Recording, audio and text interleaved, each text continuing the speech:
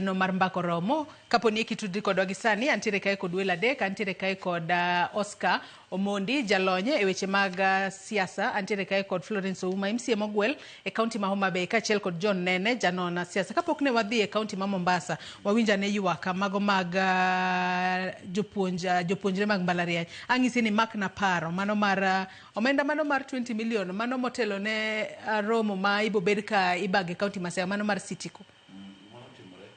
En nedo na pime maber mondo iwinje. Wan gi miluongo ni on source revenue. On source revenue en pesa ma serikal ma county oloso. Ok moyudo from the exchequer, ok ma serikal maduong' chande okelo on source revenue. Koro budget kaka koro budget mag conferences gi. Amitimo conference kata obed Homa Bay, kata obed Siaya, kata obed Migori. Iyudo ka seche moko county assembly keto e budget pesa mitiyogo e gino. For example, mar Siaya neno keto around 25 million. Samo kete kamano ting'en gi cheni account ma Siaya. Account cheni account ma ng'ama iluongo ni Auditor General can access to ng'eyo ni pesa ni otiyo gang'o. Okele kae to bedo spent nade, ang'o ma nonyiew, nokel tent, notim ang'o, ema auditor ng'iyo gan pesa kako otiyo e county. Number 2, e county bende assembly wan gi miluongo ni PIC. PIC en Public Investment Accounts Committee. Gin bende tijgi en ng'iyo ni pesa county executive otiyo gi pesa nade mar jopiny, gin ema ging'iyo pesa go. Koro sama isegolo 25 million idhi tim go conference for example. Then a conference ni to los account moro ma joma dona makelo pesa ma koro konyo go conference ni. Account mikete account mopogore ga account mar county. Ing'en account mo olos ma ikete pesa chande. Koro mar Sitiko ni okete account moro mopogore ma pesa donje. Account chande committee mar assembly ni onge access ga account cha. Ng'e ka pesa donje, pesa dimo donje, pesa dimo tiyo.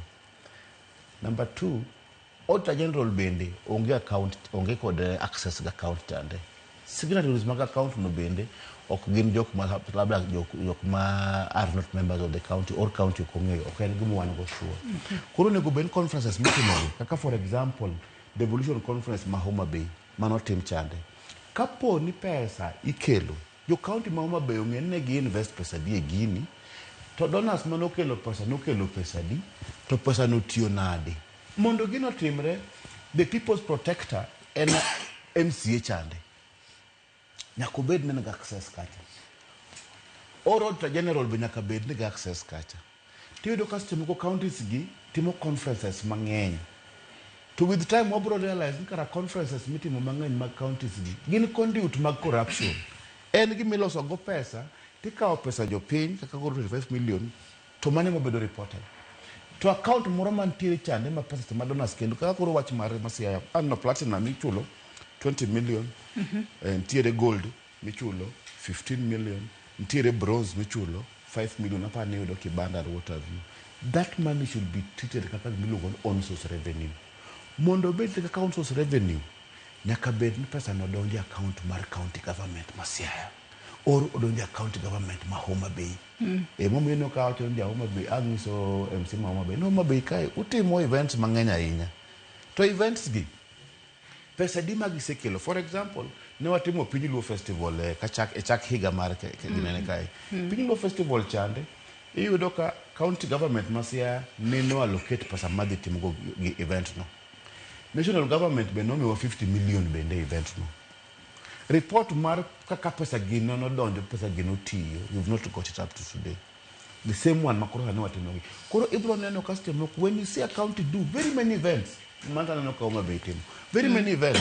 Nyalo bedo ni koro ok chal kaka Sharon wachi ni itimo biashara. Tidhi dala. Tiduogo ng'iyo stock mari to ber. Uso to us. Stock mari donga intact. That means nga miketo no biashara ni o uso gige nika then kendo onyiew mage moko bendo uso